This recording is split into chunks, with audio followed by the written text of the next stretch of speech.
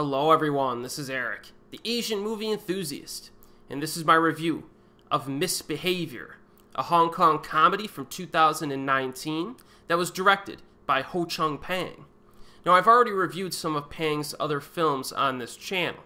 I have separate video reviews for Beyond Our Ken and Isabella. I also reviewed his 2010 horror film Dream Home in my Asian horror playlist. Now, Missbehavior is his most recent effort, so let's take a look.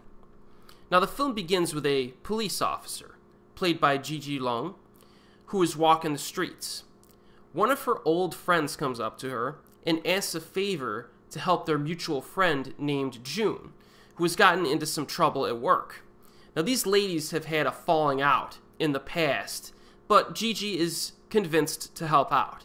And as it turns out, June works at a corporate entity, like a company, and her boss, played by Isabella Leong, rides her quite a bit. She's on her case a lot because of her constant mistakes.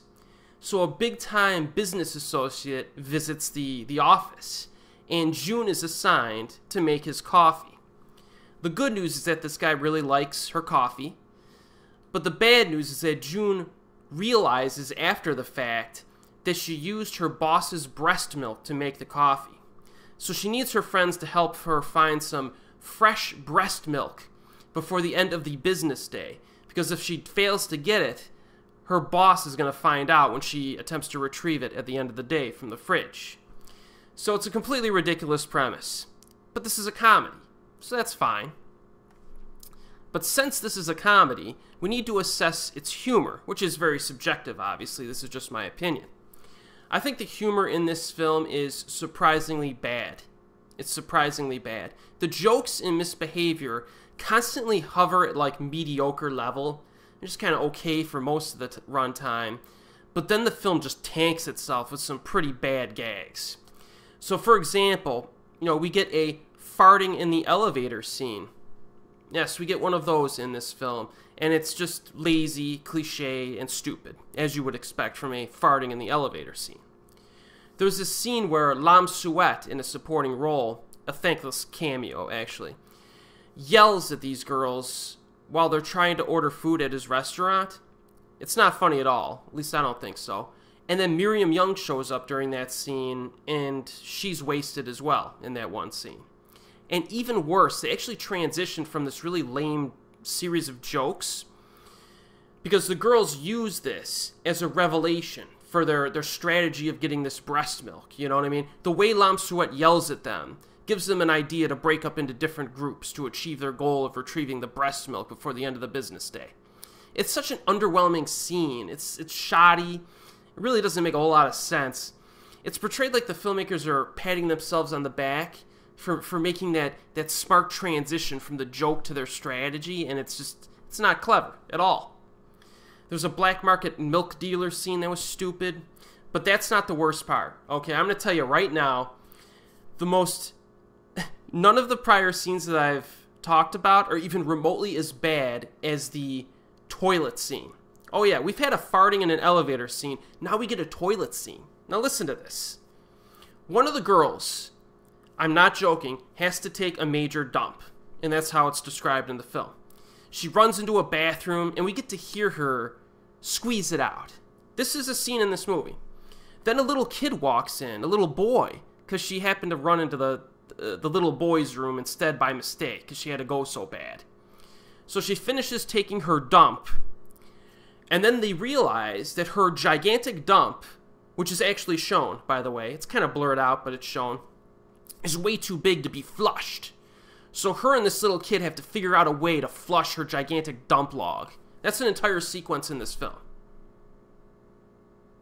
This is the kind of garbage humor that we get in Missbehavior. It's crap, literally. It's literally crap. Now, it's not like Ho-cheung Pang is a stranger to comedy that brushes into lowbrow territory. I mean, check out Trivial Matters, if you don't believe me. Okay, there's a segment in that anthology, which he directed, where Eason Chan attempts to coerce sexual favors from his girlfriend. And it's hilarious. It's unexpected, it's creative, and it's really fun to watch. Check out Vulgaria, which has some dodgy humor in there as well, but it's funny. Men Suddenly in Black is another example. That movie's about a group of slimy husbands whose goal for the day is to cheat on their wives. But it's hilarious, and it has different levels to it. You know, like the husbands represent almost like a satire of triad films. They're the bad guy triads, and the wives are like the cops. You know, there's different levels in what it's referencing.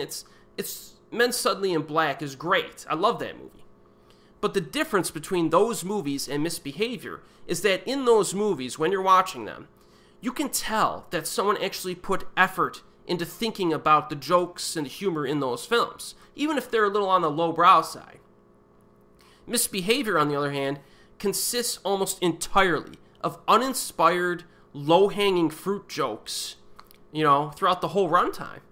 I mean, Pang is talented at directing comedy, but there is no question in my mind, this guy's getting lazy. He's getting lazy. More on that later. But to sum up the comedy in this movie, it sucks. It's not good. And since this is basically a wafer-thin comedy film that's lacking in any convincing character development or story, there's not a whole lot more to talk about for this. One thing I noticed is that the score and music are very blunt at times, and they sound like generic stock tunes that were retrieved from a generic database of film scores. It almost over-accentuates certain scenes in a very lame, schlocky way. The music in Misbehavior is a complete joke when compared to Ho-cheung Pang's prior films. Stuff like Beyond Our Ken or Isabella. And those movies were primarily dramas, but they did have some funny moments in them, and the music during those moments perfectly complemented it. So again, I mean, this movie should be way better than it is. The big-name supporting actresses in Misbehavior have very little screen time and disappear completely from the film. Gigi Leung disappears for huge stretches of time, despite the fact that the film showcases her at the very beginning. Like, who made that decision? Also, Isabella Leong is only seen for a few minutes at most. And I was kind of looking forward to seeing her in this film because she hasn't been in many films over the past, decade. And as I mentioned earlier, Miriam Young also shows up for like a 1-minute cameo. And to add insult to injury, Lam Suet is annoying in that restaurant scene that I was talking about. You made Lam Suet unfunny and obnoxious. Like, how is that possible? So there's a lot of problems with this film. The finale is like a slow motion chase sequence inside of a building. It's completely lame. It's any 15-year-old could have written that scene in their high school, script building class or whatever. Completely pathetic if you compare it to the slow motion alleyway shootout in Men Suddenly in Black or the key-making suspense sequence in Beyond Our Ken. This is a huge step down for this director, people. Now I'm saying it right now, Ho-cheung Pang needs to get his act together. He's way too good of a director to make a film like this. I also decided to kind of reassess his recent filmography, because going into this movie, I was a little dodgy on some of his recent films.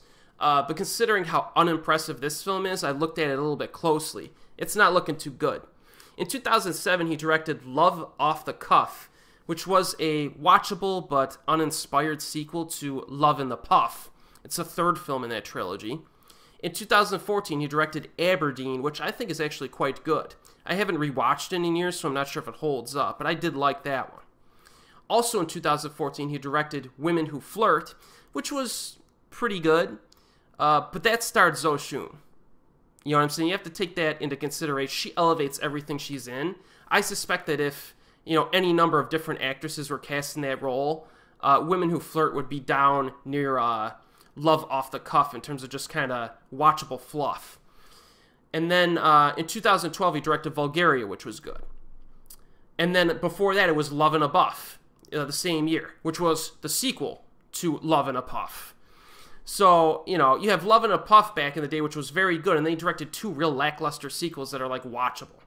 So if you really look at what this guy has done over his past 6 films, only 1, maybe 2, you could argue, could be considered to be very good. Most of them are just watchable fluff pieces that are weakly written and not that interesting. And then you have Misbehavior, which is just kind of a bad movie in my opinion. This guy needs to pull up his pants, put some effort into his next film. I pray to God it's not a comedy, because he needs to get away from comedies right now. I hope he does something dramatic or a thriller, something else. as a change of pace. So that's my assessment right now of Ho-cheung Pang, and he was one of my favorite directors in the world, maybe, I don't know, 7, 8, 9 years ago. But he's definitely fallen off. But, I certainly do not recommend Missbehavior, but it's currently available on Region 3 DVD with English subtitles if you want to suffer through it. And as always, I'll see you next time.